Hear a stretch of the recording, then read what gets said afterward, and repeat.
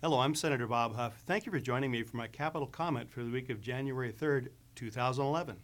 It's been a while since I've been doing this, but now that we're back up in Sacramento, I want to get back into the habit of giving you an update from here each week.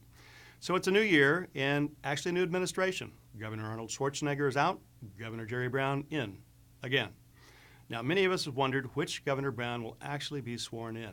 Now, he was sworn in this week, but it's actually too early to tell for sure who we're looking at. Some of his appointments are certainly looking more like Governor Moonbeam is making them. I focus, for example, on the State Board of Education. He put Bill Honig, former Superintendent of Public Instruction, who's convicted of fraud, on there.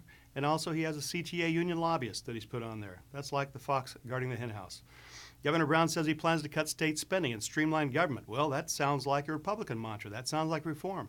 But by the next breath, he wants to extend $12 billion in tax hikes that were imposed on California families 2 years ago. Now, Californians have already spoken loudly about that. You will recall it was on the ballot a couple years ago. They said no. In this election cycle, they actually made it more difficult to raise fees. So, rather than talk about raising taxes, we should be working to prioritize programs and use what we have more efficiently. There's been a lot of talk, and you're going to hear more of it, of how we've already cut billions in state spending.